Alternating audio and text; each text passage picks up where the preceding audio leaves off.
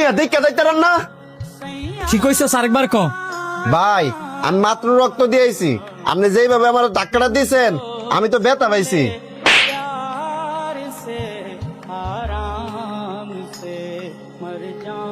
ফকির নির্ভূত, আমি তোর ধাক্কা দিছি না তুই আমার ধাক্কা দিছস? আপনি তো দৌড়ায় ধাক্কাটা দিছেন। আমি ধাক্কা দিছি না, তারা ওর দিকে তোর আজকে আমি কিছু করলাম না। আমরা দাঁড়ান, আপনি আপনার মাকে দেখতে পারবেন না। কেন? আপনি কোনো মানুষ না, কারণ আপনার ভিতরে কোনো মনুষ্যত্ব নাই। কি বলতেছেন এসব? আমি ঠিকই বলছি, আপনি গরিব মানুষদেরকে মানুষ মনে করেন না। একটা কথা মনে রাখবেন, সে গরিব হোক কিংবা ধনী, প্রতিটা মানুষই রক্তে মাংসে গড়া। আপনি যাকে থাপ্পড় দিছেন ওই লোকটা সম্পর্কে আপনি জানেন? জানি, ওই লোকটা একটা রিক্সাওয়ালা। ওই লোকটার লাগি আপনি আমার আটকে রাখছেন। সাইড দেন, আমার মার আমার দেখতাম দেন। কিভাবে দেখবেন? আপনার মা তো রক্তের অভাবে মারা গেছে। আপনাকে যে রক্ত জোগাড় করতে বলছিলাম, রক্ত জোগাড় করছেন?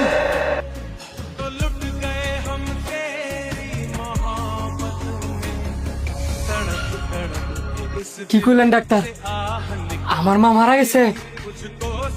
আমি তো অনেকক্ষণ রক্তে লেগে খুঁজছি, কিন্তু রক্ত পাই নাই। আপনি নিশ্চয়ই আমার লগে মিছা কথা কইতাছেন। হ্যাঁ, আমি মিথ্যা কথা বলছি। এই মিথ্যা কথা শুনে আপনার চোখটা পানি আয় পড়ছে। এটা যদি সত্যি হইতো? তাহলে কি আমার মা মারা যায় নাই? না, মারা যায় নাই, তবে মারা যাইতো। আপনি যে রিক্সাওয়ালাটা থাপ্পড় দিছেন, ওই রিক্সাওয়ালাটা যদি সঠিক টাইমে আপনার মার রক্ত না দিত। আরে মিয়া, বড় লোক দিয়ে গরিব চলে না, বরং গরিব দিয়ে বড় লোকরা চলে। আপনি পারতেন আপনার চাইতে কোনো ধনী মানুষের রক্ত দিয়ে আপনার মারে বাঁচাইতে? পারতেন না, কারণ একজন গরিবের ভিতরে যে মনুষ্যত্ব থাকে, একজন ধনী মানুষের ভিতরে তার বিন্দু পরিমাণে মনুষ্যত্ব থাকে না। আরেকটা কথা মনে রাখবেন, রক্তের মধ্যে লেখা থাকে না কোনটা ধনীর রক্ত কোনটা গরিবের রক্ত। আপনার মা যদি শুনে যে লোকটা আপনার মারে রক্ত দিয়ে বাঁচাইছে আপনি তার সাথেই খারাপ ব্যবহার করছেন, আপনার মা কতটুকু কষ্ট পাইব?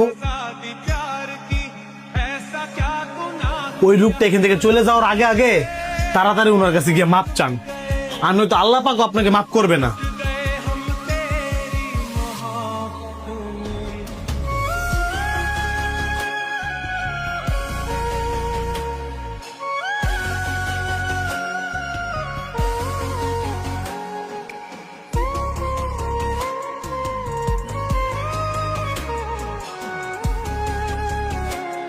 পান নাই?